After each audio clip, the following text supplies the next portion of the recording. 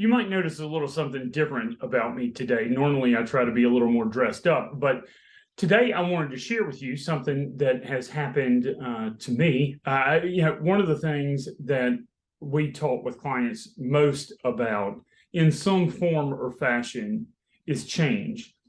Change is always happening in our life. When it comes to our plans, normally I like to talk about the fact that there are kind of two things that can change as part of a financial plan. One is the markets and the economy and all those things that we don't have any control over. But the other is our life.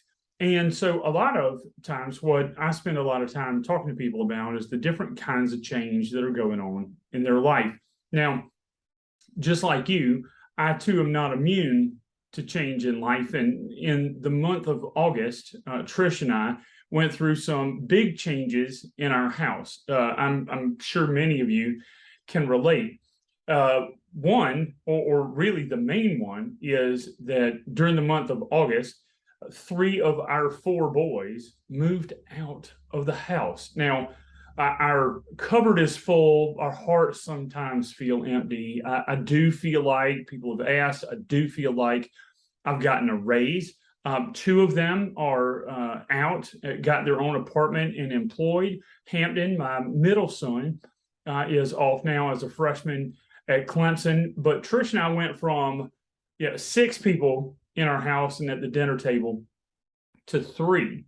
And that was a big change. You can imagine, one of the changes, obviously, that I talk to people about a lot is retirement, where there are big life changes. But for me personally, this was the biggest life change that I've had in at least a decade. And all of a sudden, it's a little bit like a new life. And so I've seen people go through transitions, whether it's divorce, the death of somebody they love, a change like this one, retirement. Change can be scary, but the reason that change is scary is because it requires growth. And so when I looked at this period of time for me, with the boys moving on, and now I'm entering into a phase where, number one, I can't tell you how spoiled Turner has been for the last month or so. He has taken full advantage of his father's grief.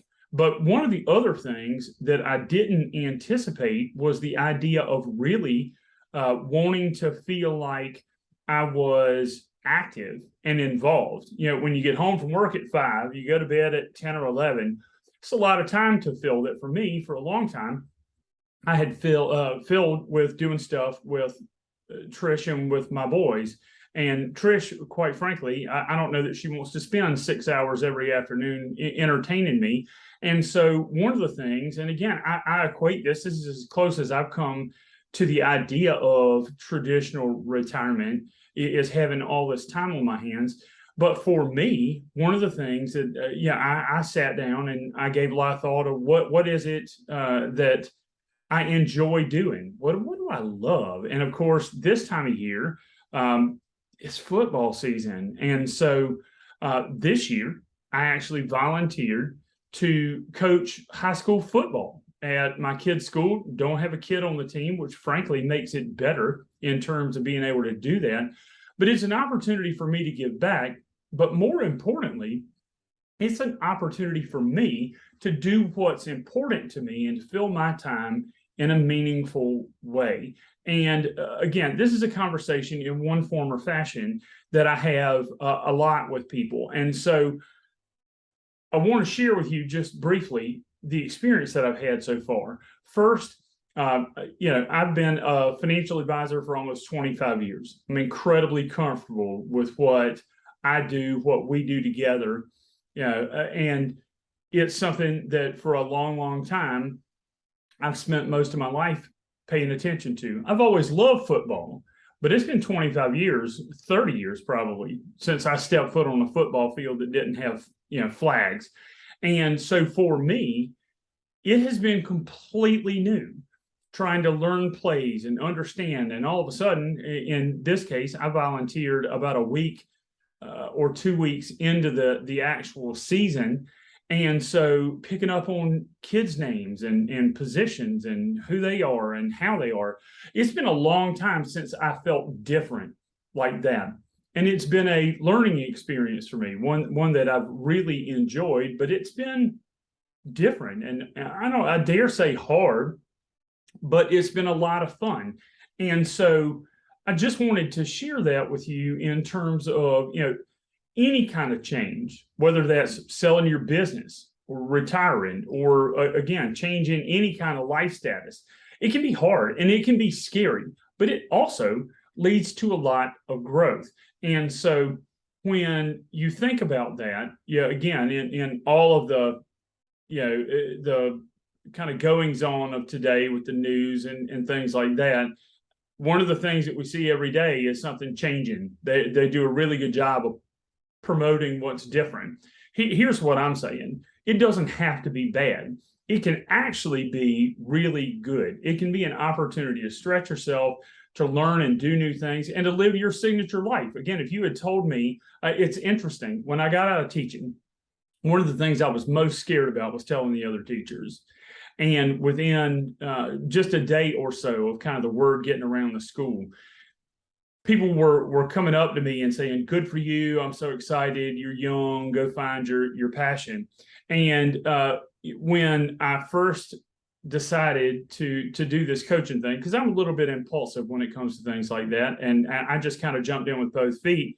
But when I started to tell people about it, they were like, "Man, good for you. I wish I had XYZ."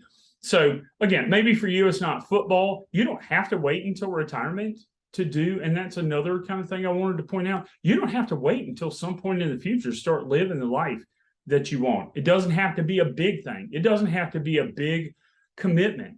It can be a trip. It can be spending more time with family, just being intentional. And that's a big part of kind of our mission, is to help you plan your future with confidence. And that's the part that we put on our t-shirts and the website. But the other part is, and to live life intentionally. And so, again, I've had an experience in the last few months that's been just really eye-opening to me in terms of the power of taking baby steps towards doing the things that you love and living the life that you want to. And I just want to encourage you to do the same. I also want to point out that as part of, if any of that, doing part of what you love or making a change requires or involves finances. Fortunately for me, other than buying kind of some new gear, I didn't have to put a big financial investment into doing some coaching.